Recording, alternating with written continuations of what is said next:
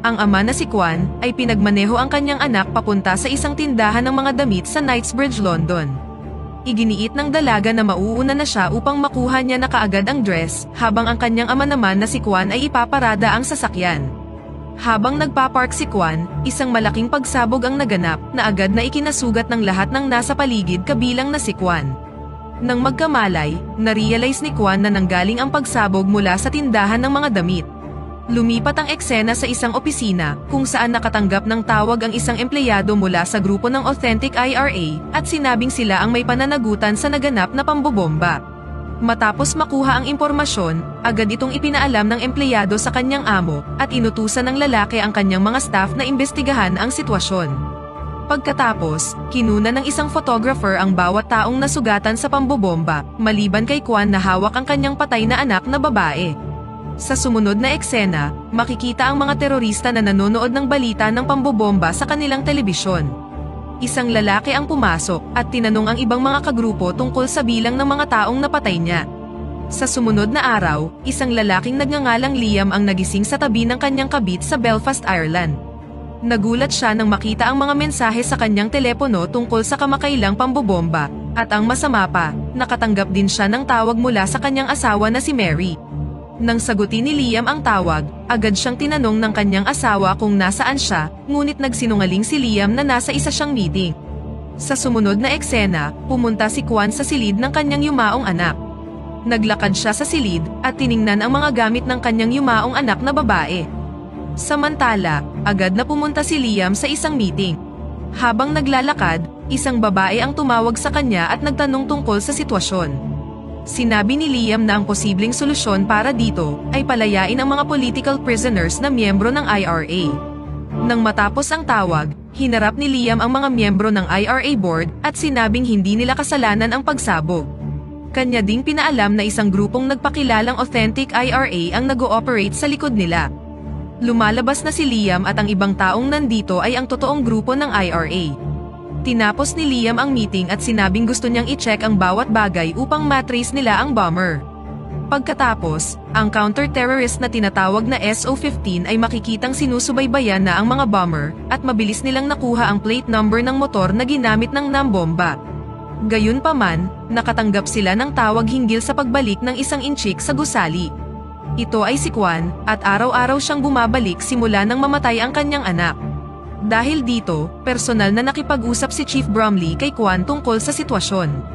Inalok siya ni Kwan ng malaking halaga ng pera para sa pangalan ng sinuman sa IRA, ngunit tinanggihan ito ni Bromley. Pagkatapos magpasalamat sa oras na ibinigay ng chief, umalis na si Kwan. Sa sumunod na eksena, makikita si Kwan na nanonood ng interview ni Liam tungkol sa pagkakasangkot ng IRA group sa pambobomba. Habang nanonood, pumasok ang isang babae sa kwarto at empleyado siya ni Kwan sa kanyang restaurant. Matapos makita ang malungkot na kalagayan ni Kwan, nagpa siyang buksan ang mga bintana at sinabihan si Kwan na dapat siyang kumain. Samantala, pagkatapos ng kanyang interview, ipinaalam ng sekretarya ni Liam ang tungkol sa iba pa niyang mga interview sa mga susunod na araw, at pinaalam din ang tungkol sa isang lalaking Asyano na gustong makipag-usap sa kanya sa telepono. Nang wala ng ibang pagpipilian, sinagot ni Liam ang tawag. Agad na tinanong ni Kwan kung sino ang pumatay sa kanyang anak. Bahagyang nainsulto si Liam sa tanong, ngunit tinanong ito ni Kwan dahil siya ang Deputy Minister ng IRA. Sinabi sa kanya ni Liam na kahit makapangyarihan siya, hindi niya alam kung sino ang gumawa nito. Dahil dito, mas naging porsigido si Kwan na malaman kung sino ang mga pumatay sa kanyang anak. Bilang simbolo ng hindi na pagbalik, sinunog niya ang anumang bagay na may kaugnayan sa kanyang nakaraan tulad ng larawan ng kanyang pamilya, at ng balita tungkol sa pagdukot ng iba pa niyang mga anak. Nakita ng babaeng empleyado ang nakakatakot na kilos ni Kwan, kaya nagpa siyang aalagaan si Kwan simula ngayon. Ngunit nang tumalikod siya sa kanya, agad na nawala si Kwan na parang hangin. Kaagad na bumili si Kwan ng mga bagay na gagamitin niya para sa kanyang paghahanap. Pagkatapos, ikinubli niya ang kanyang van bilang isang gardening tool van. Nang muli siyang mahanap ng kanyang babaeng empleyado, tinanong siya nito kung kailan siya babalik, ngunit iniwan siya ni Kwan nang walang sinasabi. Kalaunan, dumiretso si Kwan sa opisina ni Liam para personal siyang kausapin. Noong una, pinigilan si Kwan ng mga gwardya ni Liam, ngunit sinabihan sila ni Liam na papasukin na siya. Pribadong nag-usap ang dalawa at muling nagtanong si Kwan tungkol sa mga pangalan. Gaya ng inaasahan, muling sumagot si Liam na hindi niya alam, dahilan upang hindi matuwa si Kwan. Bago umalis sa gusali, gumawa siya ng isang makeshift bomb mula sa mga karaniwang gamit sa loob ng banyo. Pagkatapos niyang umalis sa lugar, sumabog ang bomba, at kahit na hindi ito nakapinsala sa sinuman, tiyak na naapektuhan nito ang lahat ng nasa gusali. Matapos isagawa ang pagsisiyasat sa lugar, nakatanggap si Liam ng tawag mula kay Kwan at muling nagtanong tungkol sa mga pangalan. Sa puntong ito, nagalit na si Liam dahil sa ginawa niyang pagbabanta. Binabaan siya ng tawag ni Kwan, dahilan upang tawagan ni Liam ang kanyang ranger na pamangkin na nagngangalang Sean, na kasalukuyang nasa New York.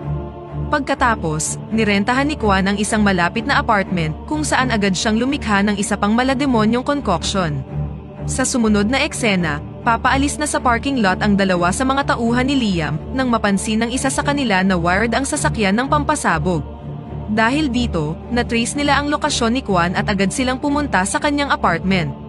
Mabilis na nakarating ang mga tauhan ni Liam upang arestuhin si Kwan, ngunit dalubhasa si Kwan sa pakikipaglaban kaya't nagawa niya pa ring makatakas. Pagkatapos ng kaguluhan, pinagalitan ni Liam ang kanyang mga tauhan dahil sa pagkabigo nilang mahuli ang isang matandang Asyano. Nang pumasok ang kanyang asawa sa eksena, kaagad siyang pinaimpake ni Liam dahil pupunta sila sa kanilang farm. Pagkatapos nito, dumating ang pamangkin ni Liam mula sa New York. Inutusan ni Liam si Sean na puntahan si Chief Bromley at ipaalam ang tungkol sa kasalukuyan nilang sitwasyon. Gusto niya itong maging sikreto dahil maaaring malaman ito ng ibang miyembro ng IRA. Sa sumunod na eksena, pumunta si Liam sa isang restaurant habang sinusubaybayan siya ni Kwan sa kanyang van. Nang pumasok si Liam sa restaurant, kaagad niyang hinalikan ang kanyang naghihintay na kabit. Dahil dito, kinuna ng larawan ni Kwan ang kanilang paghahalikan at ipinadala ito kay Liam para takutin siya. Samantala, dumating ang pamangkin ni Liam sa tagpuan nila ni Bromley. Hindi nagtitiwala si Bromley sa IRA, ngunit pinaalam sa kanya ni Sean na nagsasagawa sila ng isang secret plan upang mahuli ang nasa likod ng pambobomba. Isasagawa ito sa pamamagitan ng pagbibigay ng secret code sa bawat grupo. Sumang-ayon namang makipagtulungan si Bromley, subalit gusto niyang direktang makausap si Liam pagdating ng oras na yon. Makaraan ng ilang sandali, dumating na si Liam sa kanyang farm. Habang nangyayari ito, nakapagtayo na ng hideout si Kwan malapit sa kagubatan. Nang gabing yun, madaling napasok ni Kwan ang farm at matagumpay na nakapagtanim ng bomba habang pinipigilan ang dalawa sa mga tauhan ni Liam. Matapos sumabog ang bomba, nagkomento si Liam na kailangan niya ng mas maraming tauhan dahil minaliit niya si Kwan. Pagkatapos, pumunta si Liam sa kanyang kwarto at sinabihan siya ng kanyang asawa na si Mary na pupuntahan niya ang kanilang anak na nasa London. Sa kabilang banda, plano ng mga terorista na pasabugin ang isang eroplano na walang sakay na Irish sa loob. Samantala, ang babaeng kabit ni Liam ay makikitang inaakit ang isang lalaking gumagamit ng laptop sa loob ng bar. Sa sumunod na araw, isa pang insidente ang naganap malapit sa farm kung saan sumabog ang sasakyan ng isa sa mga tauhan ni Liam. Dahil dito, agad na nagtungo ang mga tauhan sa direksyon kung saan sa tingin nila ay nagtatago si Kwan. Pagdating doon, nahulog ang mga lalaki sa maraming bitag na ginawa ni Kwan. Madali silang natalo ni Kwan, ngunit ang isa sa mga tauhan ni Liam ay nagawa siyang mabaril sa kanyang balikat, kaya pansamantala muna siyang umatras. Pagkatapos, ipinaalam ng mga tauhan kay Liam na kailangan niya ng magaling na tracker, at ang ibig sabihin nito ay kailangan niya ang pamangkin sa trabaho. Lumipat ang eksena sa London, kung saan naglalagay ng makeup ang asawa ni Liam. Hindi nagtagal, biglang may kumatok sa pintuan at pumasok ang pamangkin ni Liam. Nagtanong ng ilang mga bagay si Mary ngunit malinaw na inaakit niya si Sean at bumigay naman ang lalaki sa tukso. Lumalabas na meron silang lihim na relasyon, subalit saglit itong natigil ng tawagan ni Liam si Sean at pinaalam na kailangan niyang pumunta kinabukasan sa farm. Pagkatapos ng tawag, inilabas ni Mary ang nararamdamang galit sa asawa at sinabi kay Sean na si Liam ang may kasalanan sa pagkamatay ng kanyang kapatid na lalaki. Samantala, habang ginagamot ni Kwan ang kanyang sugat, naalala niya kung paano dinukot ng mga pirata ang kanyang mga anak na babae at kung paano binaril ang kanyang asawa mula sa bangka. Samantala, nakatanggap si Liam ng impormasyon tungkol kay Kwan. Nalaman niyang siya ay dating US soldier na lumaban sa Vietnam, at sobra siyang mapanganib dahil siya ay highly skilled soldier. Subalit bigla itong naputol nang dumating ang isa sa mga kasamahan ni Liam para kausapin siya. Nagkaroon sila ng pagtatalo tungkol sa kung gaano nakalambot ngayon si Liam at malayo na sa kanyang pagiging revolusyonaryo noon. Galit na sumagot si Liam na ginagawa niya ngayon ang lahat para sa kapayapaan, dahilan para umalis na disappointed ang kanyang kaibigan. Pagkatapos niyang umalis, tinawag ni Liam ang kanyang alagang aso ngunit hindi ito sumasagot. Matapos mapansing nawawala rin ang kanyang baril, lumabas si Kwan mula sa isang silid at tinutukan ng baril si Liam. Matapos sabihin kay Liam na natutulog lang ang aso, muli siyang nagtanong tungkol sa mga pumatay sa kanyang anak. Nang sumagot si Liam na hindi niya alam, pinagbantaan siya ni Kwan, dahilan upang ibunyag ni Liam ang kanyang secret plan tungkol sa mga code words. Dahil dito, pinalaya siya ni Kwan upang mahuli niya ang mga terorista, ngunit sa loob lang ng 24 na oras. Kinabukasan, lumabas ang kabit ni Liam sa isang 2-decker bus. Kalaunan, sumabog ang bus sa gitna ng tulay, na ikinamatay ng 16 na katao. Dahil dito, kaagad na tinawagan ni Bromley si Liam tungkol sa kaganapan, at sinabing hindi naman gumamit ng code words ang mga nagpasabog. Matapos sagutin ng isa pang tawag, ipinaalam ng isa sa kanyang mga tauhan, na ang kanyang asawa na si Mary ay binisita ng kanyang pamangkin sa London. Matapos ang kanilang 2 oras na aktibidad na nakasarado ang pintuan, kinausap ni Mary ang isa sa kaibigan ni Liam. Samantala, ang ranger na si Sean na kakarating lang mula sa London, ay agad na pumunta sa malapit na kakahuyan upang hanapin si Kwan. Sa sumunod na eksena, pinag-uusapan ng mga terorista kung paano sila nakagawa ng bomba na nakadisguise bilang isang laptop battery. Habang nangyayari ito, nagawang matrace ng SO-15 ang isa sa mga terorista sa pamamagitan ng kanyang burn mark at meron din silang footage na nakikipag-usap siya sa isang miyembro ng IRA. Dahil dito, agad na tinawagan ni Bromley si Liam para ipaalam na ang traidor sa kanilang grupo ay ang sarili niyang kaibigan. Ipinaalam din ni Chief Bromley na nakikita nila si Liam via drone, at kung wala siyang gagawin tungkol sa kanyang kaibigan, hindi sila magdadalawang isip na arestuhin din siya. Sa sobrang galit, agad na tinanong ni Liam ang kanyang kaibigan tungkol sa pangalan ng mga terorista. Nang ayaw nitong makipagtulungan, binaril niya ito sa kanyang binti. Matapos ibigay ang mga impormasyong kailangan niya, kasama na ang pagkakasangkot ng sarili niyang asawa, tinapos na ni Liam ang buhay ng kanyang kaibigan. Samantala, katatapos lang makipaglampungan ng kabit ni Liam sa lalaking inakit niya sa bar. Nang pumunta ang lalaki sa banyo, mabilis na pinalitan ng kabit ang baterya ng laptop ng ginawa nilang bomba, dahilan para maging walang kamalay-malay na bomb carrier ang lalaki. Sa sumunod na eksena, nahanap ni Sean si Kwan sa kagubatan. Pagkatapos ng mahaba at nakakapagod nilang laban, si Kwan ang nagwagi sa dalawa. Pagkatapos, nagising si Sean na nakatali sa isang puno, kung saan tinanong siya ni Kwan tungkol sa mga pangalan ng mga bomber. Natanggap na ni Sean ang impormasyon mula kay Liam, kaya malaya niya na itong ibinigay kay Kwan. Dahil dito, pinalaya na siya ni Kwan. Pagkatapos, kaagad na bumalik si Sean sa kanyang tiyuhin para ipaalam na pinalaya lang siya ni Kwan, subalit hindi na ito ang pinakamalaking alalahanin ni Liam. Pinaalam ni Liam sa kanyang pamangkin na alam niya na ang tungkol sa relasyon nila ng kanyang asawa. Ipinaalam din niya kay Sean na si Mary ang nagbigay ng impormasyon sa mga bomber tungkol sa paggamit ng mga code words. Dahil dito, inutusan niya si Sean na bumalik na sa New York upang gawin ang kanyang huling assignment.